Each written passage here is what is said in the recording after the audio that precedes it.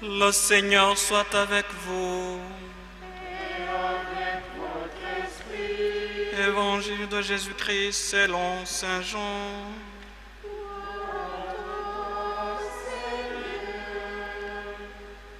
Jésus est arrivé à une ville de Samarie appelée Sychar, près du terrain que Jacob avait donné à son fils Joseph et où se trouve le puits de Jacob. Jésus, fatigué par la route, s'était assis là au bord du puits. Il était environ midi. Arrive une femme de Samarie qui venait puiser de l'eau. Jésus lui dit: « Donne-moi à boire. » En effet, ses disciples étaient partis à la ville pour acheter de quoi manger. La Samaritaine lui dit: « Comment, toi qui es juif, tu me demandes à boire, à moi une Samaritaine? » En effet, les Juifs ne veulent rien avoir en commun avec les Samaritains. Jésus lui répondit: « Si tu savais le don de Dieu, si tu connaissais celui qui te dit « Donne-moi à boire », c'est toi qui lui aurais demandé, et il t'aurait donné de l'eau vive. Elle lui dit: « Seigneur, tu n'as rien pour puiser, et le puits est profond. Avec quoi prendrais-tu l'eau vive?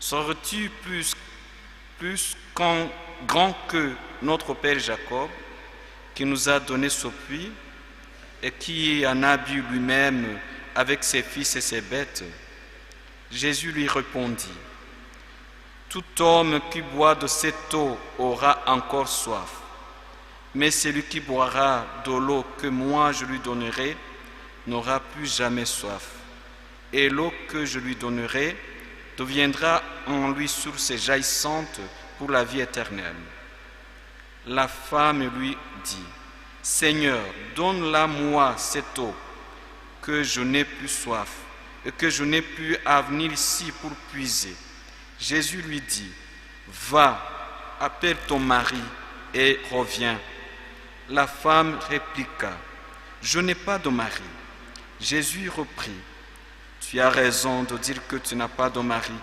car tu en as eu 5, et celui que tu as maintenant n'est pas ton mari. Là tu dis vrai. » La femme lui dit: « Seigneur, je le vois, tu es un prophète. Alors explique-moi. Nos pères ont adoré Dieu sur la montagne qui est là.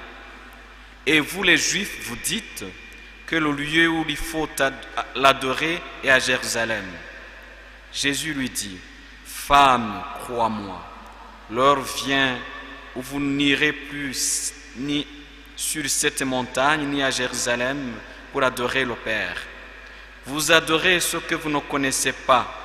Nous adorons, nous, celui que nous connaissons, car le salut vient des Juifs. Mais l'heure vient, et c'est maintenant, où les vrais adorateurs adoreront le Père en esprit et vérité. Tels sont les adorateurs que recherche le Père. Dieu est esprit, et ceux qui l'adorent, c'est en esprit et vérité qu'ils doivent l'adorer. » La femme lui dit: « Je sais qu'il vient le Messie, celui qu'on appelle Christ. Quand il viendra, c'est lui qui nous fera connaître toutes choses. » Jésus lui dit: « Moi qui te parle, je le suis. » Là-dessus, ses disciples arrivèrent. Ils étaient surpris de le voir parler avec une femme. Pourtant, aucun ne lui dit: « Que demandes-tu » ou « Pourquoi parles-tu avec elle ?» La femme, laissant là sa cruche, revint à la ville et dit aux gens: « Venez voir un homme qui m'a dit tout ce que j'ai fait. Ne serait-il pas le Messie ?» Sortirent de la ville, se dirigeaient vers Jésus. Pendant ce temps, les disciples l'appelaient: « Rabbi, viens manger. » Mais il répondit: « Pour moi, j'ai de quoi manger. C'est une nourriture que vous ne connaissez pas. » Les disciples se demandaient: « Quelqu'un lui aurait-il apporté à manger ?» Jésus leur dit: « Ma nourriture, c'est de faire la volonté de celui qui m'a envoyé et d'accomplir son œuvre. Ne dites-vous pas: encore 4 mois et ce serait la moisson? Et moi je vous dis, levez les yeux et regardez le champ qui se dore pour la moisson. Dès maintenant, le moissonneur reçoit son salaire, récolte du fruit pour la vie éternelle, si bien que le semeur se réjouit avec le moissonneur. Il est bien vrai le proverbe, l'un sème, l'autre moissonne. Je vous ai envoyé moissonner là où vous n'avez pas pris de peine. D'autres ont pris de la peine et vous profitez de leurs travaux. Beaucoup de Samaritains de cette ville crurent en Jésus à cause des paroles de la femme qui avait rendu ce témoignage. Il m'a dit tout ce que j'ai fait. Lorsqu'ils arrivèrent auprès de lui, l'invitèrent à demeurer chez eux.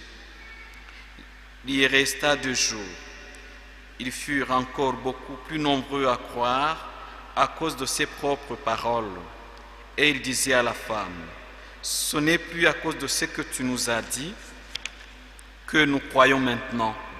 Nous l'avons entendu par nous-mêmes et nous savons que c'est vraiment lui, le Sauveur du monde. » Acclamons la parole de Dieu.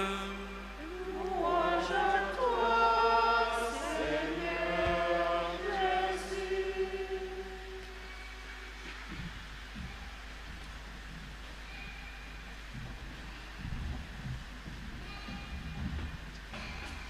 Chers frères et sœurs, aujourd'hui, nous sommes venus à cette Eucharistie parce que nous avons un désir qui nous habite, une soif, la soif de Dieu, la soif de sa parole, la soif de son Esprit Saint, la soif de son amour infini dans l'Eucharistie. Mais ce que ce texte d'aujourd'hui nous révèle, c'est que Dieu a infiniment plus soif de nous que nous de lui. C'est lui qui vient à notre rencontre, c'est lui qui nous cherche, comme il a cherché la Samaritaine. C'est lui qui veut étancher notre soif en nous donnant d'aller boire à la source de son cœur. Et c'est lui qui veut faire des pauvres gens que nous sommes des adorateurs du Père en esprit et en vérité. Ce chemin du carême va nous conduire dans la nuit de Pâques à renouveler l'alliance de notre baptême. Et au fond, il est un chemin justement pour apprendre à adorer le Père en esprit et en vérité, à être vraiment les enfants de Dieu que nous sommes devenus le jour de notre baptême et ainsi devenir vraiment fraternels. Alors, cette femme de Samarie nous représente quelque part, chacun de nous. Il est important de comprendre qui elle est et qui est Jésus qui lui parle pour comprendre ce que Dieu veut faire dans nos cœurs. Il nous est dit tout d'abord que Jésus devait passer par la Samarie. Ce n'était pas évident pour un juif de passer par la Samarie. La Samarie était pour un juif une terre de confusion, une terre d'idolâtrie, où à côté du Dieu véritable, on adorait aussi des idoles païennes. Il y en avait au moins 6 qui sont discrètement évoquées aussi par les 6 hommes qui n'étaient pas le véritable mari de cette femme. Cette femme, elle est l'image de l'humanité, appelée à être épousée par Dieu, appelée à adorer le Père en esprit et en vérité, mais qui se tourne vers les faux dieux, qui est partagé, qui est dans la confusion, qui est dans le péché, qui est dans l'adultère, et qui du coup n'est pas heureuse, et d'une certaine façon esclave. Et donc c'est dans cette terre-là que Jésus doit aller, la terre de nos cœurs, la terre de notre ambiguïté qu'il veut transformer en un puits d'eau vive. Et voilà que Jésus est fatigué, c'est l'heure de midi qui annonce celle de la croix. Il s'assoit au bord du puits. C'est rare qu'on dise dans l'Évangile que Jésus est fatigué. C'est même le seul endroit, je crois. Et il est là, il fait très chaud. Il n'y a donc personne au bord du puits. Et voilà que, surprise, arrive une femme. C'est étonnant, à une heure aussi chaude, l'heure où le soleil est à son zénith, qu'une femme vienne. C'est en fait parce qu'elle fuit la compagnie des autres femmes. Cette femme est une femme blessée. Elle est fatiguée elle aussi, fatiguée par la vie, fatiguée par ses déceptions, ses échecs sentimentaux, fatiguée peut-être d'elle-même, avec un regard négatif sur elle-même, pensant qu'elle ne vaut rien, qu'elle n'est pas aimable parce qu'elle n'est pas capable d'être aimée en vérité. Et c'est cette femme-là qui arrive et à qui Jésus adresse le premier la parole. Il lui parle d'en bas, comme un mendiant. Il est assis au bord du puits et il lève les yeux vers elle, comme un pauvre, et il lui dit « Donne-moi à boire ». Il se fait suppliant, il se fait encore plus pauvre qu'elle, plus petit qu'elle.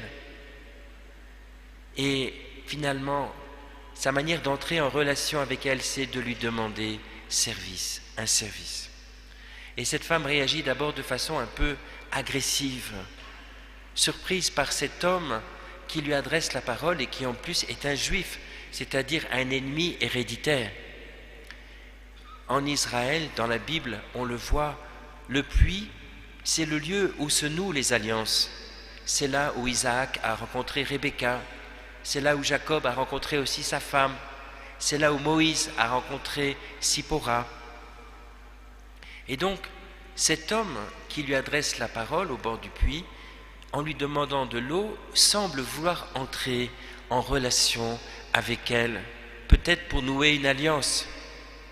Et là ressort toute sa blessure vis-à-vis de tous ces hommes qui l'ont déçu, et en plus vis-à-vis des Juifs. Et alors elle lui répond « Comment, toi qui es juif, tu me demandes à boire, à moi, une Samaritaine ?» Et quelque part, c'est bien qu'elle puisse exprimer aussi cette amertume. C'est le commencement du chemin de la guérison. Et Jésus, sans tenir compte de cette réaction un peu vive, eh bien, va commencer à l'enseigner pour lui faire découvrir le désir caché qui habite le cœur de cette femme. Jésus, il est Dieu, il connaît le secret de nos cœurs, il voit ce que l'homme ne peut pas voir, ce que nous-mêmes parfois nous ne voyons pas, ce qui est caché au plus intime de notre cœur, ce désir d'amour, ce désir de beauté, de bonté, de vérité, d'absolu, de vie, qui habite nos cœurs parce que nous avons été créés à l'image de Dieu et que, comme le dit saint Augustin, nous ne pouvons trouver le repos tant que nous ne reposons en lui. Et donc, il discerne derrière les apparences de son péché un trésor caché sous la boue de son cœur, qui est ce désir de Dieu. Et il veut éveiller en elle cette conscience de ce désir qui l'habite. Alors il lui parle de l'eau vive. Et elle ne comprend pas tout de suite comment cet homme qui est là peut lui donner de l'eau vive. Évidemment, elle prend ce mot sur un plan très matériel. Elle imagine que pour trouver de l'eau dans ce puits, il faut avoir au moins du matériel pour puiser, ce qui n'est pas le cas. Et c'est pourquoi Jésus va l'enseigner encore, lui expliquer de quel type d'eau il parle. Il se situe désormais non plus sur le plan matériel, mais sur un plan spirituel. Et voilà que cette femme commence à l'écouter. Elle commence elle aussi à rentrer dans une demande, dans un désir, même si elle ne comprend pas bien ce qu'il dit. « Seigneur, donne-la-moi cette eau, que je n'ai plus soif et que je n'ai plus à venir ici pour puiser. » Et là, à ce moment-là, Jésus, avec beaucoup de délicatesse, va permettre à cette femme de confesser son péché.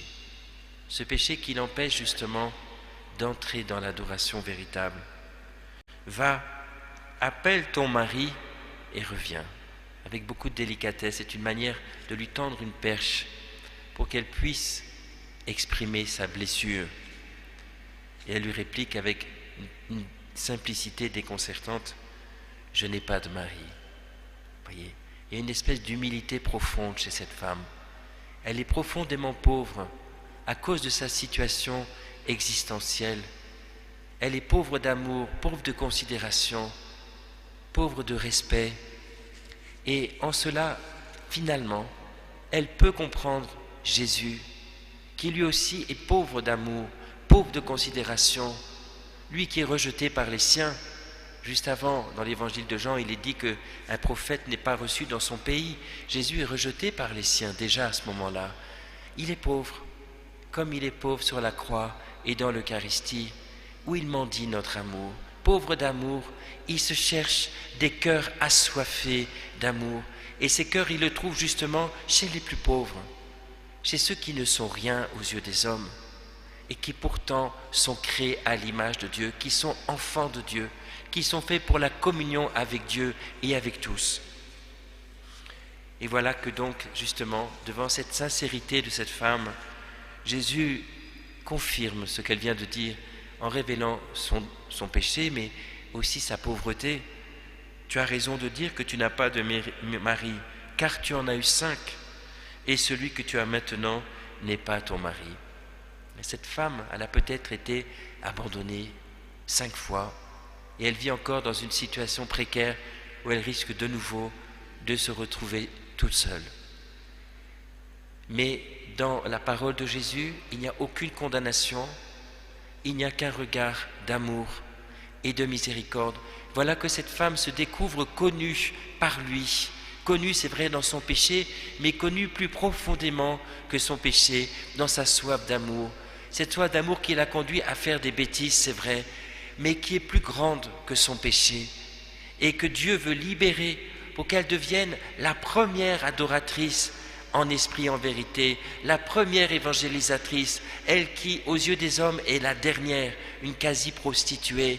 En fait, c'est elle qui va enseigner au monde entier le chemin de l'adoration du Père en esprit et en vérité. Et de fait, comme nous, quand nous sortons de la confession, vous savez, il y a un désir de Dieu qui s'allume en nous, mais en fait, le fait d'avoir pu confesser devant Jésus son péché, voilà que ce désir de Dieu s'exprime en elle tout de suite. Elle passe sur un plan religieux en posant des questions à Jésus sur l'adoration. Et Jésus va lui enseigner ce que le Père attend. Comme le disait Augustin, le Père se cherche des adorateurs, il a soif que nous ayons soif de lui. Le Père est pauvre d'amour. Il est pauvre de retour d'amour, lui qui donne tout, lui qui se donne lui-même en son Fils. Il attend de nous un retour d'amour, que nous étanchions sa soif en allant puiser à la source de l'eau vive qui est le cœur de Jésus transpercé sur la croix et dans l'Eucharistie, et que nous allions étancher aussi la soif de tous ces enfants de la terre qui aussi sont pauvres d'amour, les plus petits de ce monde, ceux qui vivent seuls, ceux qui n'ont personne pour les comprendre, pour les accueillir, ceux dont personne ne veut les oublier. Et voilà que Jésus révèle cela à cette femme qui nous représente, qui représente l'Église tout entière. Jésus nous révèle ce que Dieu cherche. Voyez, Dieu ne cherche pas la gloire de ce monde, le brillant, le succès, la force, la puissance, l'argent, les honneurs. Dieu n'a pas besoin de tout cela. Dieu n'a pas besoin de gens actifs, efficaces, compétents, même si c'est bien d'être actif, efficace et compétent. Mais la première chose dont Dieu a besoin, c'est des adorateurs, qui l'adorent en esprit et en vérité, qui soient vraiment dans la vie même de Dieu, Trinité, qui adore le Père par le Fils, par son cœur brûlant d'amour, dans l'esprit d'amour, dans l'Église catholique universelle, et qui ainsi deviennent véritablement des frères universels, des sœurs universelles. Et voilà que justement Jésus se révèle comme celui par qui cette adoration du Père est introduite dans le monde, dans son cœur d'homme. Il se présente comme Dieu et homme à la fois, vrai Dieu et vrai homme, par qui nous pouvons, nous aussi qui sommes des pauvres créatures, aimé de Dieu, cherché par Dieu, entrer dans l'amour du Père qui nous appelle et qui veut nous introduire dans sa vie par son Fils et nous permettre de lui donner un retour d'amour. Alors voilà que les disciples de Jésus arrivent, ils sont déconcertés. Ils avaient leur programme, ils avaient organisé leur journée, ils avaient leurs activités, ils avaient peut-être le repas qui était prévu, après le repas la sieste peut-être, et puis telle activité d'évangélisation, et ils voient que Jésus est là, apparemment sans rien faire, à discuter avec cette femme. Parce que eux ne vivent pas l'adoration du Père en esprit et en vérité, ils ne savent pas ce que cela veut dire de se recevoir du Père dans l'instant présent. Le véritable adorateur du Père, ce n'est pas seulement quand il est à l'église, à l'Eucharistie, même si c'est important, évidemment c'est central, ni même à l'adoration eucharistique, ce qui est très important aussi, qu'il adore le Père, mais c'est toute sa vie qui est une adoration, toute sa vie qui est suspendue à l'amour du Père, à la miséricorde du Père. Sa vie ne lui appartient plus, il est comme un petit enfant dans les bras du Père, et sa joie c'est de faire la volonté du Père ici et maintenant, dans la relation avec l'autre qui se présente à lui, en l'occurrence cette femme. Et c'est là aussi un enseignement de Jésus pour nous, au bord du puits, pour nous dire au fond comment nous allons devenir véritablement ce que nous sommes par le baptême, d'autres Christ, en acceptant de nous laisser prendre par l'amour du Père et de l'aimer en retour en son Fils pour pouvoir être vraiment pour les autres l'image de Jésus miséricordieux. Voyez, Jésus est pauvre, il donne tout, il se donne, il ne revendique rien, sinon de faire la volonté du Père. Et du coup, il peut même dire à ses disciples, les champs sont blancs pour la moisson. Ce n'est pas lui qui va récolter, c'est eux. Dans la mission universelle de l'Église, nous tous qui sommes là, nous sommes appelés à devenir des disciples missionnaires, à être ces artisans de la moisson. Mais d'où vient la grâce de la moisson? D'où vient la grâce qui attire les hommes vers Dieu, qui attire les hommes vers l'Église, vers le Christ? C'est la grâce de la croix. C'est Jésus sur la croix qui veut attirer à lui le monde entier, et nous récoltons ce que lui a semé. Mais lui ne revendique rien. C'est sa joie de voir que c'est nous qui récoltons pour son travail à lui. Il est le pauvre par excellence. La seule chose qu'il nous demande, la seule chose, c'est de comprendre combien son cœur a soif, que nous ayons soif de lui, que nous ayons foi en lui, que nous croyons en lui, que nous nous donnions à lui, que nous lui fassions confiance en tout. Et pour cela, il nous donne au pied de la croix, en la personne de Saint Jean, Marie, pour entrer dans l'adoration du Père en esprit et en vérité. Marie est la seule qui ait parfaitement compris le cœur de son Fils, et elle veut nous introduire dans cette union à Jésus qui fait que nous allons devenir les vrais adorateurs que nous sommes appelés à devenir depuis notre baptême. Voyez, ce matin, en méditant l'Évangile et en pensant à cette mystérieuse correspondance entre le puits de Jacob, la croix, l'Eucharistie que nous célébrons, notre propre cœur, je pensais à ce passage justement de Saint Jean où Jean est donné à Marie et Marie à Jean, pour qu'il puisse devenir à son tour le véritable adorateur que cherche le Père.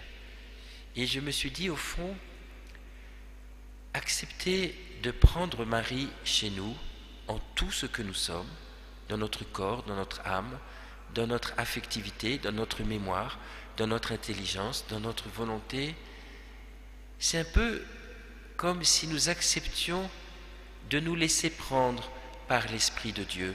Il est dit dans l'Apocalypse que la femme, dans le ciel, il lui est donné les ailes du grand aigle pour partir au désert.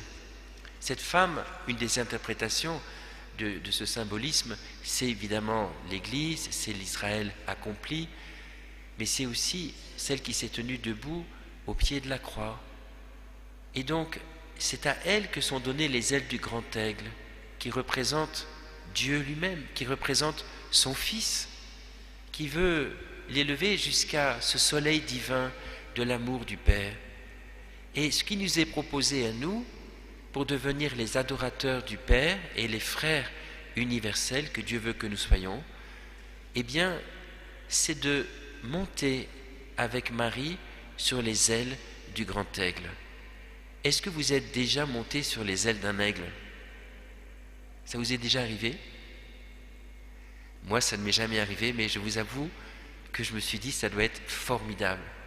Ça doit faire un peu peur au début, mais au fond, c'est une question de confiance. Et Marie nous introduit dans ce chemin de la confiance. Accepter que Dieu nous prenne, que Jésus nous prenne, pour nous faire entrer dans cette communion avec le Père et avec tous. Et voyez, cette femme, eh bien, elle a accueilli cela. Et du coup, elle a été guérie. Elle a été guérie de son regard sur elle-même, un regard négatif de jugement, d'auto-accusation, de mépris peut-être. Et elle a retrouvé un vrai amour d'elle-même en se découvrant aimée de Dieu, et du coup un amour des autres. Elle retrouve la fraternité. Elle qui fuyait la compagnie des autres, elle devient maintenant la première évangélisatrice. Et elle n'a plus peur de leur dire qui elle est. Il a dit tout ce que j'ai fait. Son péché ne lui fait plus peur. Il est même au contraire le chemin maintenant de la fraternité parce qu'il a été pardonné, transfiguré par la miséricorde de Dieu. Il devient le lieu même de son témoignage. Si moi il m'a pardonné, si moi il m'a montré qu'il me connaissait mieux que moi-même, combien plus il peut vous aussi vous pardonner. Le chemin de la fraternité, c'est le chemin de l'humilité, c'est aussi le chemin de la réconciliation avec Dieu et avec soi-même. Alors, chers frères et sœurs, dans ce temps du carême, peut-être que le Seigneur va nous révéler aussi notre péché avec beaucoup de délicatesse, non pas pour nous accabler, mais pour que nous puissions le lui donner, comme on montre sa maladie au médecin, et qu'ainsi il puisse nous introduire plus près de son cœur, dans sa plus grande intimité, pour nous donner le désir de Dieu, le désir d'être enfin le véritable adorateur du Père par son Fils, nous donner le désir de la prière, de l'écoute de la parole de Dieu, de l'écoute des autres, le désir d'une vraie fraternité. Alors prions les uns pour les autres, pour que Jésus nous conduise jusqu'à la source d'eau vive de son cœur, et qu'ainsi il nous donne de faire la joie de Dieu, la joie de Jésus lui-même, et aussi la joie de nos frères, et ainsi d'entrer par surcroît nous-mêmes dans cette joie qui demeure pour toujours. Amen.